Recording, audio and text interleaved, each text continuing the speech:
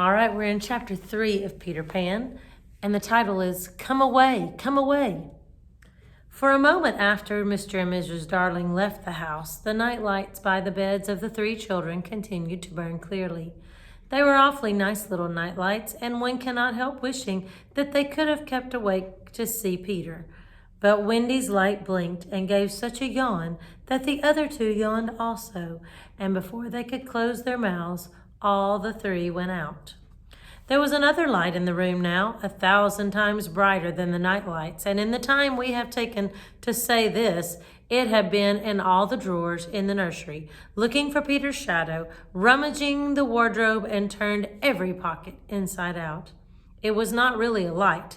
It made this light by flashing about so quickly, but when it came to rest for a second, you saw it was a fairy, no longer than your hand, but still growing.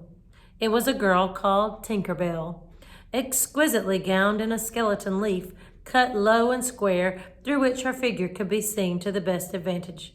She was slightly inclined to embonpoint. A moment after the fairy's entrance, the window was blown open by the breathing of the little stars, and Peter dropped in. He had carried Tinker Bell part of the way, and his hand was still messy with the fairy dust. "Tinker Bell," he called softly, after making sure that the children were asleep. "Tink, where are you?" She was in a jug for the moment, and liking it extremely. She had never been in a jug before. "Oh, do come out of that jug and tell me, do you know where they put my shadow?" The loveliest tinkle, as of golden bells, answered him. It is the fairy language. You ordinary children can never hear it, but if you were to hear it, you would know that you had heard it once before. Tink said that the shadow was in the big box. She meant the chest of drawers, and Peter jumped at the drawers, scattering their contents to the floor with both hands, as kings toss halfpence to the crowd. In a moment he had recovered his shadow, and in his delight he forgot that he had shut Tinker Bell up in the drawer. If he thought at all, but I don't believe he ever thought, it was that he and his shadow, when brought near each other, would join like drops of water, and when they did not, he was appalled. He tried to stick it on with soap from the bathroom, but that also failed. A shudder passed through Peter, and he sat on the floor and cried. His sobs woke Wendy, and she sat up in bed. She was not alarmed to see a stranger crying on the nursery floor. She was only pleasantly interested. "Boy," she said courteously, "why are you crying?" Peter could be exceeding polite also, having learned the grand manner at fairy ceremonies, and he rose and bowed to her beautifully. She was much pleased, and bowed beautifully to him from her bed. "What's your name?" he asked. "Wendy, Mara, Angela, Darling," she replied with some satisfaction. "What is your name?" "Peter Pan." She was already sure that he must be Peter, but it did seem a comparatively short name. "Is that all?" "Yes," he said rather sharply. He felt for the first time that it was a shortish name. "I'm so sorry," said Wendy, Mara, Angela. "It doesn't matter." Peter gulped. She asked where he lived. "Second to the right," said Peter, "and then straight on till morning." "What a funny address." Peter had a sinking. For the first time, he felt that perhaps it was a funny address. "No, it isn't," he said. "I mean," Wendy said nicely, remembering that she was a hostess, "is that what they put on the letters?" He wished she had not mentioned letters. "Don't get any letters," he said contemptuously. "But your mother gets letters?" "Don't have a mother," he said. Not only had he no mother, but he had not the slightest desire to have one. He thought them very overrated persons. Wendy, however, felt at once that she was in the presence of a tragedy. "Oh, Peter, no wonder you were crying," she said, and got out of bed and ran to him. "I wasn't crying about mothers," he said rather indignantly. "I was crying because I can't get my shadow to stick on. Besides, I wasn't crying." "It has come off?" "Yes." Then Wendy saw the shadow on the floor, looking so draggled, and she was frightfully sorry for Peter. How awful, she said, but she could not help smiling when she saw that he had been trying to stick it on with soap. How exactly like a boy!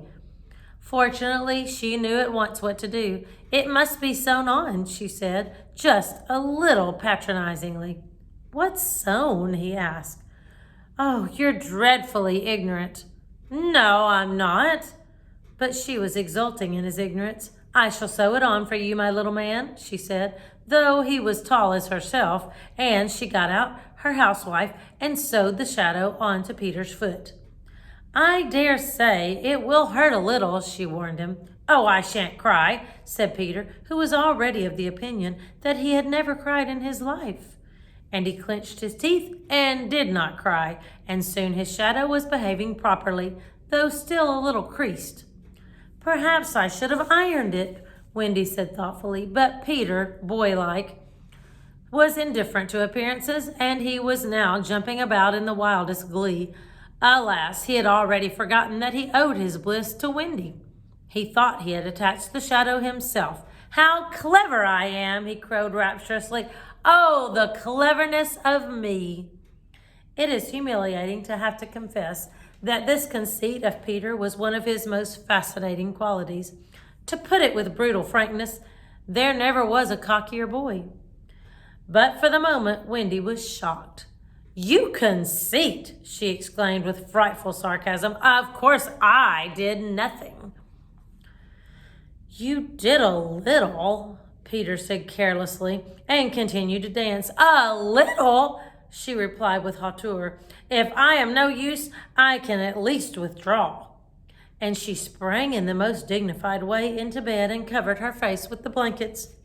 To induce her to look up, he pretended to be going away, and when this failed, he sat on the end of the bed and tapped her gently with his foot. Wendy, he said, don't withdraw. I can't help crowing, Wendy, when I'm pleased with myself. Still, she would not look up, though she was listening eagerly. Wendy, he continued, in a voice that no woman has ever yet been able to resist. Wendy, one girl is more use than 20 boys.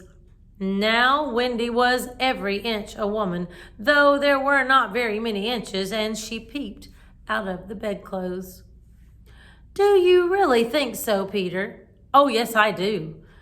I think it's perfectly sweet of you, she declared, and I'll get up again. And she sat with him on the side of the bed. She also said she would give him a kiss if he liked, but Peter did not know what she meant, and he held out his hand expectantly. Surely you know what a kiss is, she said aghast. I shall know when you give it to me, he replied stiffly, and not to hurt his feelings, she gave him a thimble. Now, said he, shall I give you a kiss? And she replied with a slight primness, if you please. She made herself rather cheap by inclining her face toward him, but he merely dropped an acorn button into her hand, so she slowly returned her face to where it had been before and said nicely that she would wear his kiss on the chain around her neck. It was lucky that she did put it on that chain, for it was afterwards to save her life. When people in our set are introduced, it is customary for them to ask each other's ages, and so Wendy, who was always liked to do the correct thing, asked Peter how old he was. It was not really a happy question to ask him. It was like an examination paper that asked grammar. Then what you want to be asked is Kings of England. I don't know, he replied uneasily, but I am quite young. He really knew nothing about it. He had merely suspicions. But he said at a venture, Wendy, I ran away the day I was born. Wendy was quite surprised, but interested, and she indicated in the charming drawing-room manner by a touch on her nightgown that he could sit nearer her. It was because I heard Father and Mother, he explained in a low voice, talking about what I was to be when I became a man. He was extraordinarily agitated now. I don't want ever to be a man, he said with passion. I want always to be a little boy and to have fun. So I ran away to Kensington Gardens and lived a long, long time among the fairies. She gave him a look of the most intense admiration, and he thought it was because he had run away, but it was really because he knew fairies. Wendy had lived such a home life that to know fairies struck her as quite delightful. She poured out questions about them to his surprise, for they were rather a nuisance to him, getting in his way and so on, and indeed he sometimes had to give them a hiding. Still, he liked them on the whole, and he told her about the beginning of fairies. You see, Wendy, when the first baby laughed for the first time, its laugh broke into 1,000 pieces, and they all went skipping about, and that was the beginning of fairies. Tedious talk this, but being a stay-at-home, she liked it. And so, he went on good-naturedly, there ought to be one fairy for every boy and girl. Ought to be? Isn't there? No. You see, children know such a lot now, they soon don't believe in fairies, and every time a child says, I don't believe in fairies, there is a fairy somewhere that falls down dead. Really? He thought they had now talked enough about fairies, and it struck him that Tinker Bell was keeping very quiet. I can't think where she has gone to, he said, rising, and he called Tink by name. Wendy's heart went a-flutter with a sudden thrill. Peter, she said, clutching him, you don't mean to tell me that there is a fairy in this room? She was here just now, he said a little impatiently. You don't hear her, do you? And they both listened. The only sound I hear, said Wendy, is a little tinkle, like a tinkle of bells. Well, that's Tink. That's the fairy language. I think I hear her too. The sound came from the chest of drawers, and Peter made a merry face. No one could ever look quite so merry as Peter, and the loveliest of gurgles was his laugh. He had his first laugh still. Wendy, he whispered gleefully, I do believe I shut her up in the drawer. He let poor Tink out of the drawer, and she flew about the nursery screaming with fury. You shouldn't say such things, Peter retorted. Of course I'm very sorry, but how could I know you were in the drawer? Wendy was not listening to him. Oh, Peter, she cried, if she would only stand still and let me see her. They hardly ever stand still, he said, but for one moment Wendy saw the romantic figure coming to rest on the cuckoo clock. Oh, the lovely, she cried, though Tink's face was still distorted with passion. Tink, said Peter amiably, this lady says she wishes you were her fairy. Tinker Bell answered insolently, what does she say, Peter? He had to translate, she is not very polite. She says you are a great ugly girl and that she is my fairy. He tried to argue with Tink. You know you can't be my fairy, Tink, because I am a gentleman and you are a lady. To this, Tink replied in these words, you silly, and disappeared into the bathroom. She is quite a common fairy, Peter explained apologetically. She is called Tinker Bell because she mends the pots and kettles.